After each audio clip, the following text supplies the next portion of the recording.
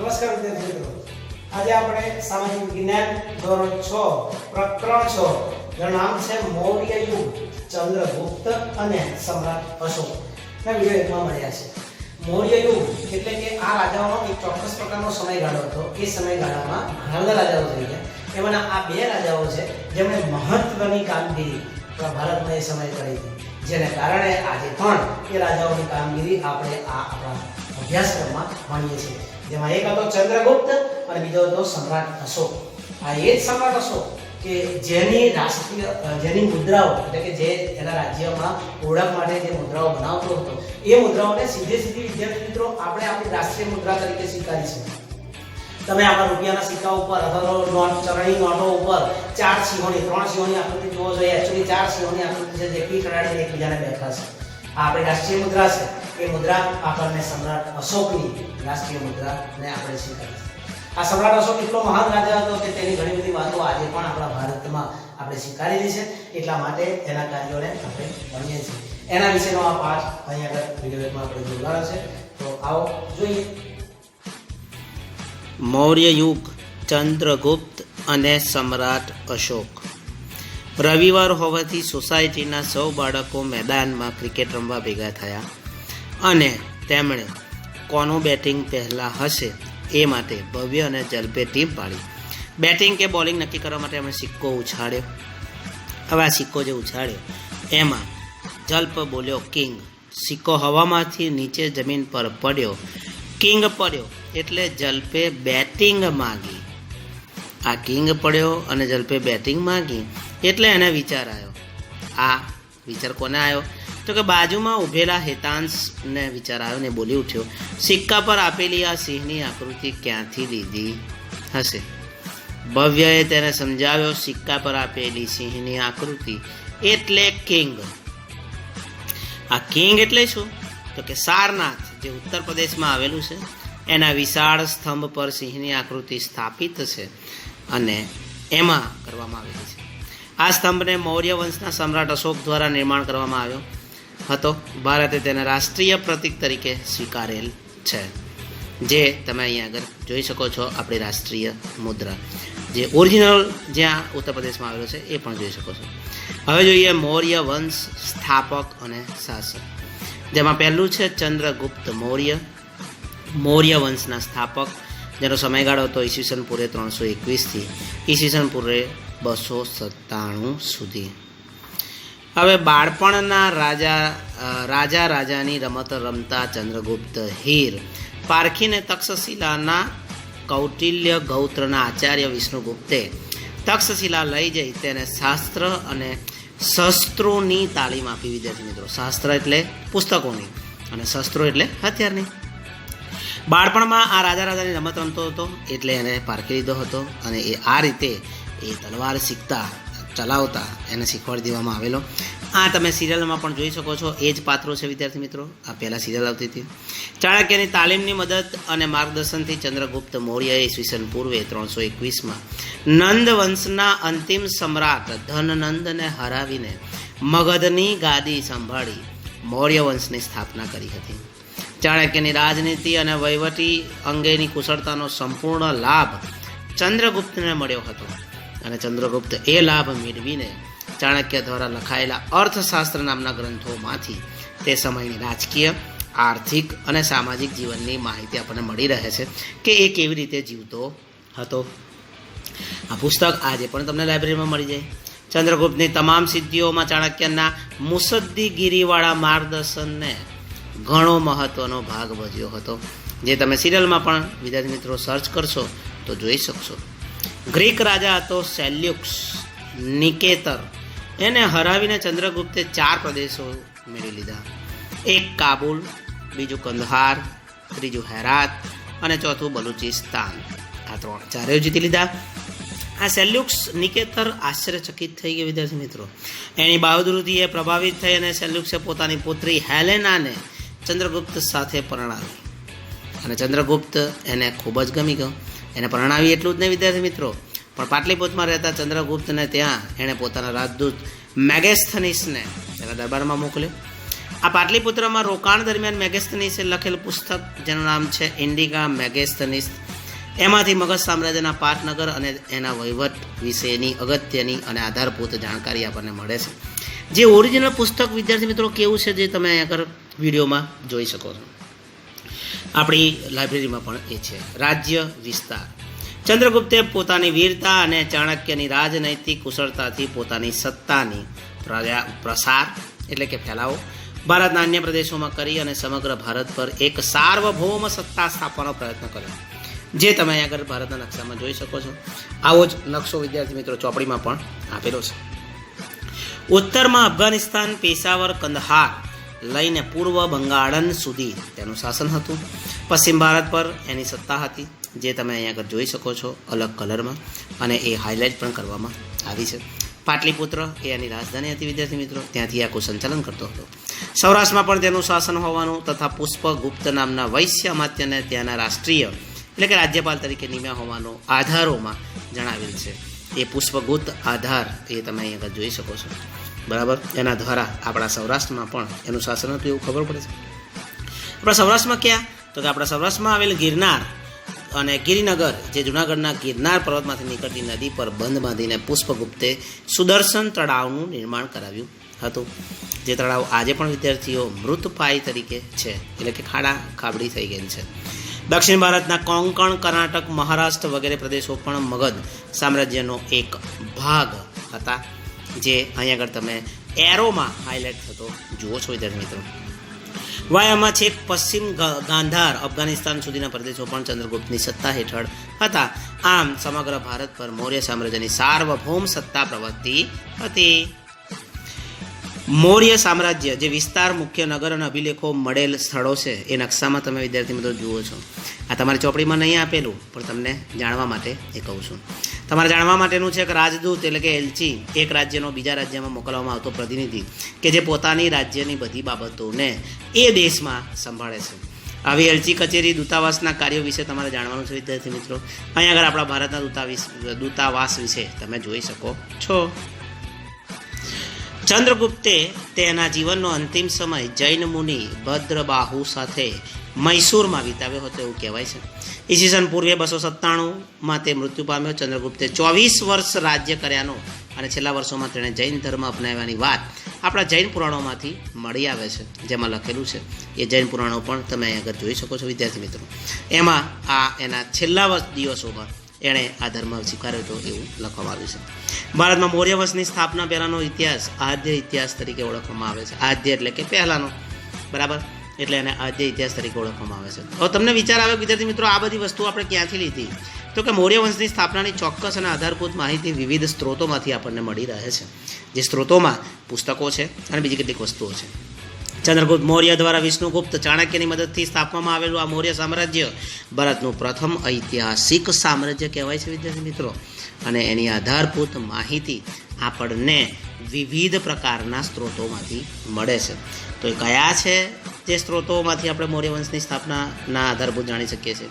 પહેલું છે અર્થશાસ્ત્ર, જેના લેખક હતા વિષ્ણુગુપ્ત ચાણક્ય, જેને કૌટિલ્ય પણ કહેવામાં આવતો હતો. બીજું છે ઇન્ડિકા, એટલે કે એનો લેખક છે મેગેસ્થનીસ. આ મેગેસ્થનીસ યાદ આવે વિદ્યાર્થી મિત્રો?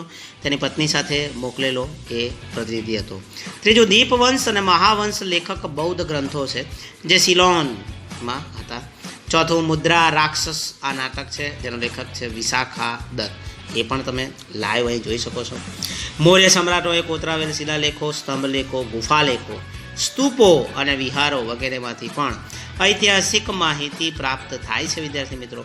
અને એ ઐતિહાસિક માહિતીનો ઉપયોગ કરીને આપણે જાણી શકીએ છીએ કે સમ્રાટ અને બીજા કેટલાક રાજ્યોમાં એ રાજાઓ વિશે કેવી માહિતી હતી. તમારા માટે વિચારવા યોગ્ય છે, વર્તમાન સમયમાં કોઈ વ્યક્તિ, વસ્તુ કે સ્થળ વિશે માહિતી મેળવવી હોય તો તમે કેવી રીતે મેળવો છો વિદ્યાર્થી મિત્રો?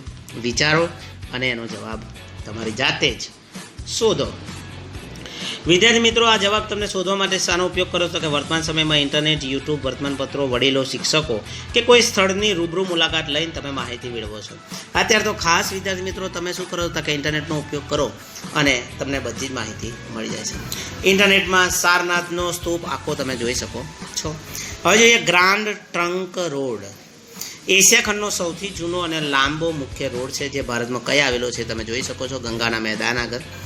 આ રોડનું નિર્માણ સૌપ્રથમ ચંદ્રગુપ્ત મૌર્યના સમયમાં થયું હતું અને એણે આ આખા ભારતને જોડતો મોટો એ સમયનો રોડ બનાવ્યો હતો, જે તમે એરોમાં જોઈ શકો છો. તે તામ્રલિપ્ત એટલે કે પશ્ચિમ બંગાળ થઈને તક્ષશિલા અને તક્ષશિલા હાલ જે પાકિસ્તાનમાં છે ત્યાં સુધી વિસ્તરેલો હતો. તે સમયે ગંગાના મેદાનથી ગંધાર એટલે કે હાલ પાકિસ્તાન સુધી આ રોડ વિસ્તરેલો હતો, જે તમે એરોમાં જોઈ શકો છો વિદ્યાર્થી મિત્રો. અહીંયા આગળ શેરશાહ સૂરી એ પોતાના શાસનકાળમાં આ રોડનું પુનઃનિર્માણ કરાવ્યું હતું અને એને પણ આ કાર્ય ગમ્યું હતું, તેને એ કરવામાં આવ્યું હતું. અંગ્રેજ શાસનકાળ દરમિયાન ડેલહાઉસીએ કોલકાતાથી પેશાવર સુધી આ રોડનું પુનઃનિર્માણ કરાવ્યું હતું. વર્તમાન સમયમાં આ રોડ દિલ્હીથી કોલકાતા સુધી રાષ્ટ્રીય ધોરીમાર્ગથી ઓળખાય છે વિદ્યાર્થી મિત્રો, અને હાલમાં પણ એ જ રોડનો ઉપયોગ આપણે કરી શકીએ છીએ. હવે જોઈએ બિંદુસાર. ઈસવીસન પૂર્વે 297થી ઈસવીસન પૂર્વે 273 સુધી. આ જે બિંદુસાર છે એ ચંદ્રગુપ્તના અવસાન બાદ તેનો પુત્ર બિંદુસાર મગધની ગાદીએ આવ્યો. ચંદ્રગુપ્તના અવસાન બાદ તેનો પુત્ર બિંદુસાર મગધની ગાદીએ આવ્યો. આપણે જોયું વિદ્યાર્થી મિત્રો, ચંદ્રગુપ્ત, બિંદુસાર અને પછી અશોક તમે જોઈ શકો છો. પિતા ચંદ્રગુપ્ત તરફથી વારસામાં મળેલું વિશાળ સામ્રાજ્ય યથાવત ટકાવી રાખી તેની ભેટ પુત્ર અશોકને આપી. એ જ બિંદુસારની મોટામાં મોટી સિદ્ધિ ગણી શકાય વિદ્યાર્થી મિત્રો, જેણે વારસાની તમામ વસ્તુઓ એને સુપરત કરી અને એનાથી એણે ભવ્ય બાંધકામો અને ભવ્ય વસ્તુઓ બનાવી. કયા ઘર હતું તો કે બિંદુસારના શાસનકાળમાં રાજકુમાર સુસીમની તક્ષશિલાના અને રાજકુમાર અશોકની અવંતીના એટલે કે રાષ્ટ્રીય રાજ્યપાલ તરીકે નિમણૂક થઈ હતી. અને નિમણૂક અવંતી કયા ઘર છે એ તમે એરોમાં જોઈ શકો છો, અને તક્ષશિલા ક્યાં છે એ પણ તમે જોઈ શકો છો વિદ્યાર્થી મિત્રો. સુસીમના સમયમાં તક્ષશિલામાં થયેલ બળવાને નિયંત્રિત કરવામાં નિષ્ફળ રહ્યો હતો અને બળવાને કારણે તેની ખૂબ જ પ્રશંસા નહીં થઈ હતી. જ્યારે અશોકે આ કાર્ય સફળતાપૂર્વક પાર પાડી અને બળવો દબાવી દીધો અને કાર્યને સફળ બનાવી વિદ્યાર્થી મિત્રો. બિંદુસારે તેના શાસનકાળમાં કોઈ નવો પ્રદેશ જીત્યો ન હતો, પરંતુ ગ્રીક રાજ્યો સાથેના મૈત્રીભર્યા સંબંધો જાળવી રાખ્યા હતા. જે મગધ જુઓ છો તમે, એણે ગ્રીક રાજ્યો યુરોપ સુધી પોતાના સંબંધો જાળવી રાખ્યા હતા, જે બેઉ નકશામાં તમે જુઓ છો. તેણે મગધ એટલે કે હાલ બિહાર છે એની ગાદી પર લગભગ 25 વર્ષ સુધી રાજ્ય કર્યું અને એ રાજ્યને એણે ટકાવી રાખ્યું. હવે જોઈએ સમ્રાટ અશોક. ઈસવીસન પૂર્વે 273થી ઈસવીસન પૂર્વે 232 સુધી. સમ્રાટ અશોક કે જેની રાષ્ટ્રીય મુદ્રા આજે પણ આપણે જોઈ શકીએ છીએ. પિતા બિંદુસારના મૃત્યુ પછી મોટાભાઈ સુસીમ અને બીજા સાવકા ભાઈઓ એટલે કે કાકાના સાથે તે થયેલા સંઘર્ષને કારણે તેને ગાદીએ આવ્યાના 4 વર્ષ બાદ રાજધાની પાટલીપુત્ર એટલે કે હાર જે પટનામાં છે, જેમાં રાઉન્ડમાં જોઈ શકો છો, માં અશોકનો રાજ્યાભિષેક થયો હતો કે એના પિતરાઈ તેને ત્યાં રહેવા દેતા નહોતા. રાજ્યાભિષેક થયા બાદ અશોકે પિતા તરફથી વારસામાં મળેલ રાજ્ય વિસ્તારમાં વધારો કર્યો અને એણે પૂરા ભારત ઉપર કેવી રીતે તમે એરોમાં જુઓ છો વિદ્યાર્થી મિત્રો, એ સામ્રાજ્ય વધાર્યું અને એ મહાન રાજા બન્યો. એટલે પણ આજે એને આપણે ભણીએ છીએ. એનો રાજ્ય વિસ્તાર જોઈએ, સમ્રાટ અશોકનો રાજ્ય વિસ્તાર તમે જોઈ શકો છો નકશામાં. પેશાવર એટલે કે અત્યારનું પાકિસ્તાન અને ત્યાંથી શરૂ કરીને છેક નેપાળ સુધી આખું ભૂરા રંગમાં રંગાયેલું ભારત, છેક નીચે મૈસૂર સુધી આનો આ રાજ્ય વિસ્તાર હતો. અને વિદ્યાર્થી મિત્રો, એ શરૂઆતમાં ખૂબ ક્રૂર રાજા હતો. ક્રૂર રાજા એટલે કે ખૂબ જ ઘાતકી. મગધની પાડોશમાં આવેલ કલિંગ, હાલનું ઓડિશા કહેવાય, એ નંદ રાજાઓના સમયમાં મગધ પર સામ્રાજ્ય હતું. પરંતુ મૌર્ય શાસનની સ્થાપના સમયે તે સ્વતંત્ર થઈ ગયેલું અને કલિંગને ફરીથી મગધ સામ્રાજ્યનો ભાગ બનાવવાની મહત્વાકાંક્ષા રાખનાર ઘણા બધા હતા. જેમાંના કોણ હતા વિદ્યાર્થી મિત્રો? તો તમે અહીં અશોક રાજ્યાભિષેક પછી 8 વર્ષે ઈસવીસન પૂર્વે 261 સુધી કલિંગના રાજા જયંત સામે યુદ્ધ જાહેર કર્યું. એક જયંત હતો. આ યુદ્ધમાં અશોકનો વિજય થયો વિદ્યાર્થી મિત્રો, અને અશોકે પોતાનું સામ્રાજ્ય જાળવી રાખ્યું. બરાબર છે, જે તમે અહીં આગળ ફોટોમાં જોઈ શકો છો. વચ્ચે અશોક હતો. યુદ્ધમાં વિજય મેળવ્યા બાદ યુદ્ધભૂમિ અને નગરમાં ફરતા અશોકે બધે જ દુઃખ અને શોકનું વાતાવરણ જોયું વિદ્યાર્થી મિત્રો. એ જોઈને એ આશ્ચર્યચકિત થઈ ગયો વિદ્યાર્થી મિત્રો. યુદ્ધમાં થયેલ ખુંવારી અને સ્ત્રીઓ બાળકોને રડતા જોયા. કલિંગ પર મેળવેલી જીતનો આનંદ એનો ઓસરી ગયો. આ શું થઈ ગયું મારાથી એવું વિચારતો એ ચારે બાજુ ફરવા લાગ્યો. અશોકના મનની શાંતિ હણાઈ ગઈ. યુદ્ધમાં થયેલ ખુંવારીના કારણે અશોકના હૃદયમાં ભારે સંતાપ અને પશ્ચાતાપની લાગણી જન્મી વિદ્યાર્થી મિત્રો. અને જુઓ, એક ક્રૂર રાજા, ઘાતકી રાજા, એ હવે પોતાનું હૃદય પરિવર્તન કરવા જઈ રહ્યો છે. આ દ્રશ્ય જોઈ અને એનું હૃદય દ્રવી ઉઠ્યું. યુદ્ધની નિરર્થકતા સમજાઈ. નિરર્થકતા એટલે કે નિષ્ફળતા એ જવાના કારણે કલિંગનું યુદ્ધ તેના જીવનનું ભારે યુદ્ધ બન્યું.